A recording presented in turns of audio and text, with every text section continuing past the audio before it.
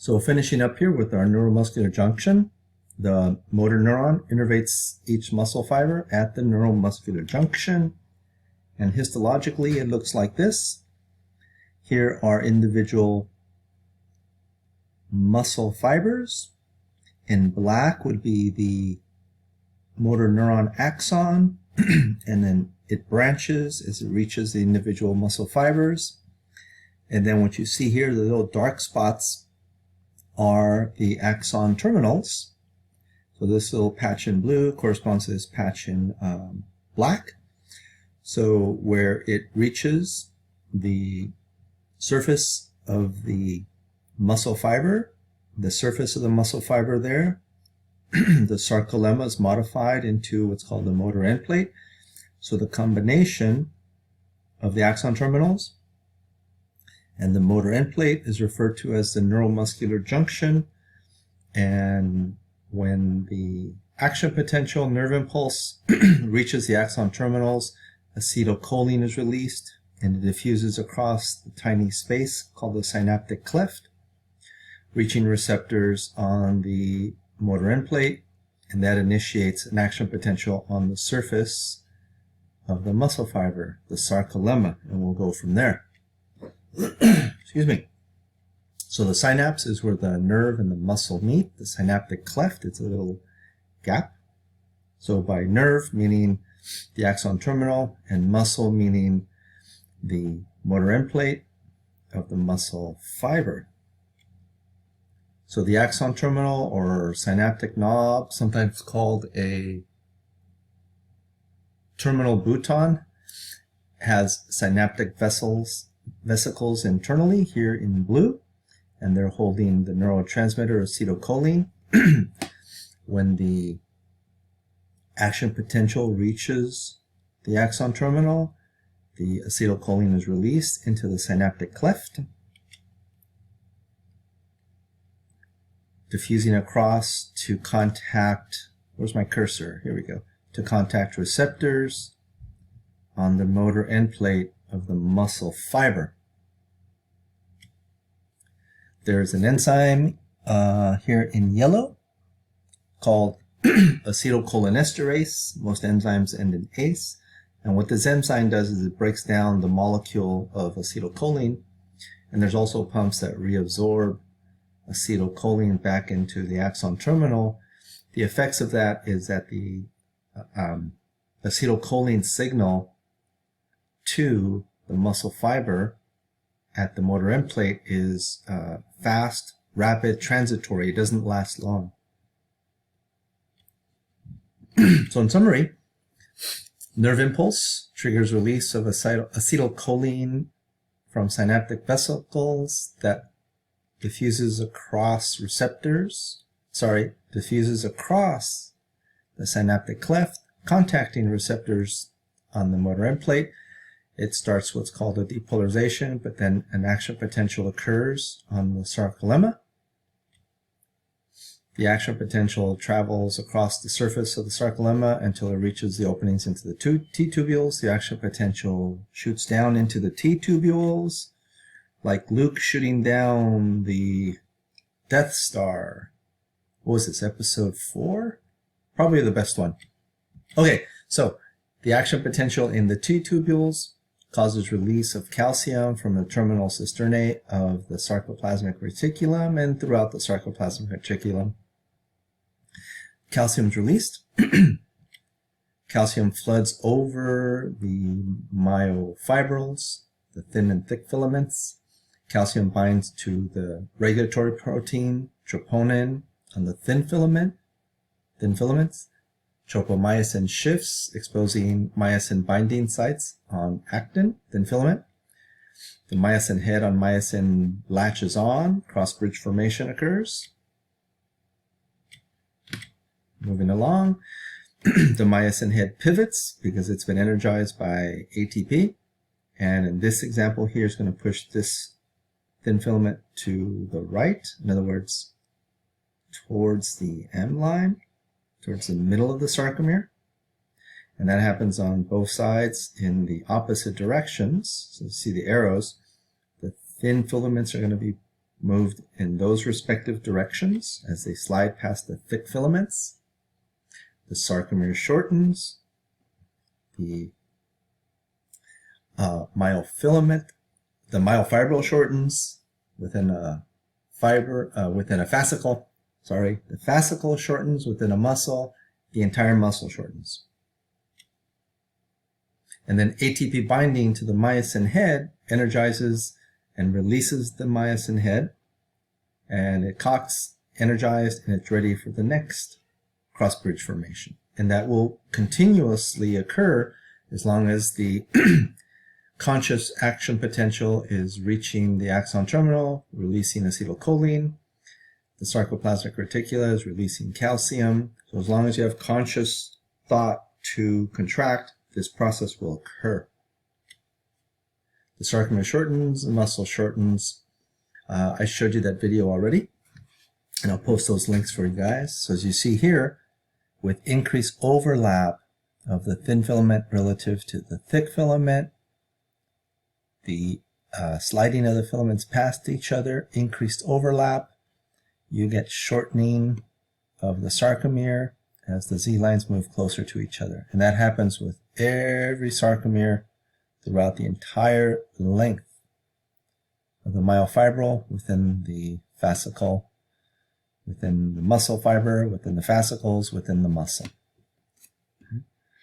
So in this series of pictures here, you can see that this is at maximum contraction and that's at maximum relaxation or extension. Notice the lighter I band is wide here and it gets shorter and shorter and shorter with maximal contraction. But notice the darker A band stays the same length. In the very center, the H band will shorten and disappear with contraction. Muscle relaxation. So muscle contraction ends when the action potentials are no longer generated in the brain, no longer going down the spinal cord, no longer going down the motor neurons, no longer releasing acetylcholine. Then the sarcoplasmic reticulum is no longer releasing calcium, no longer binding to troponin. Tropomyosin covers the myosin binding sites on actin. You cannot get cross-bridge formation anymore. You cannot get contraction anymore. And this happens really quickly. So acetylcholine no longer released. Acetylcholine diffuses away from the synaptic cleft, gets reabsorbed into the axon terminal, and acetylcholinesterase rapidly destroys any acetylcholine that is residual in the synaptic cleft. Calcium no longer released. It gets reabsorbed into the sarcoplasmic reticulum. The muscle relaxes, going back to its resting length. Okay, let's talk about motor units. So a motor unit is one motor neuron. So this shows 3 of them color-coded. One motor neuron and all of the muscle fibers that single motor neuron innervates and controls. So in this example, it's one motor neuron and it's contacting 1, 2, 3, 4, 5, looks like 5 muscle fibers. Right? Here they're color-coded. The purple one is innervating those purple muscle fibers there. The teal one, the teal ones, and the reddish-pink one, the reddish-pink one. So this is showing you 3 muscle motor units within a particular muscle. So a nerve impulse will cause contraction of all the muscle fibers in unison, what's referred to as an all-or-nothing principle. So all of the muscle fibers in an individual motor unit will contract when the action potential reaches the axon terminals and acetylcholine is relaxed. Sorry, acetylcholine is released, okay? Initiating the whole sequence of events leading to contraction. There is an inverse relationship between the size of the motor units and the degree of control. Let me go back to here for a second.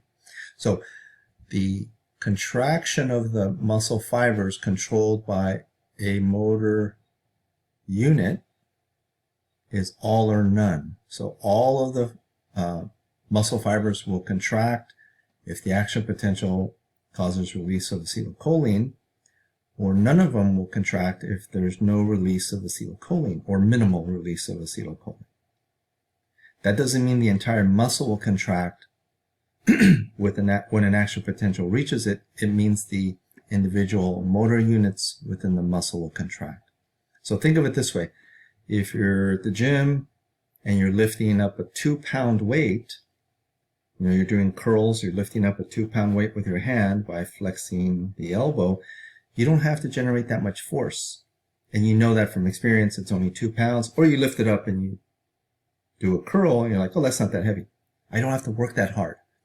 You're consciously not activating that many motor units. Okay? Now you drop that weight and you pick up a 20-pound weight. All of a sudden it's like, ooh, that's harder. You have to use more of the muscle. You have to generate more force. You're activating more motor units. Okay? You drop that 20-pound weight, now you pick up a 30. And maybe that's your maximum curl that you can do, 30 pounds with one arm. You can barely do 1, 2, and that's it. Maxed out. No more force is possible by that particular muscle. You've activated all their motor units. The entire muscle is contracting. All the motor units that innervate all of that muscle are been activated by your brain consciously. And you can do as many lifts as you possibly can until you fatigue that muscle. Okay? That's how you control the strength of a contraction across an entire muscle. It's by how many motor units are what are called recruited, or recruitment of motor units. Okay, there's also an inverse relationship between the size of your motor units and the degree of control. Precisely finely controlled movements like the movements of your eye muscles, or say your digits, your fingers, those fine control of muscle is possible by having small motor units. In other words, each neuron is only innervating relatively few muscle fibers. It gives you a fine degree of control. However, powerful movements require large motor units, and they do not have the fine degree of control, but they have a lot of power. For example, your thigh and or leg muscles. Think of, running up the stairs. You have to generate a lot of power, but you sacrifice the fine muscle control. Because some motor units can innervate thousands of muscle fibers, like in our large muscles in our body, the most powerful ones. But they lack fine muscle control. So recruitment is increasing the number of active motor units that you activate consciously. The example I was giving you of lifting maybe 10 pounds and then 20 pounds and then maybe 30 pounds, which would require all of the motor units of that particular muscle to be activated. Or you're recruiting more motor units as is needed to lift or move heavier and heavier things. Okay, a little on muscle tone. So even at rest, some of the motor units are being active and are slightly contracting, giving the muscles some amount of tension, even though there's no movement. And that keeps your muscles healthy and provides what we refer to as muscle tone. And they help maintain posture and help the muscles be healthy and physiologically functioning well. So it's almost subconsciously, but if you're sitting there, you're activating some of the neck muscles so your head doesn't flop over, your torso, back muscles, etc. And a little bit on muscle hypertrophy. Hyper meaning elevated. So you can make your muscles grow bigger.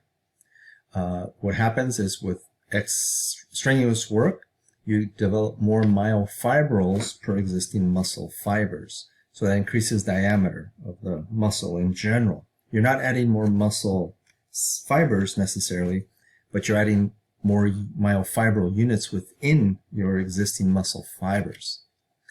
And in doing so, your muscle cells generate more mitochondria for more ATP production, more storage of glycogen, more myoglobin, and also more blood capillaries to basically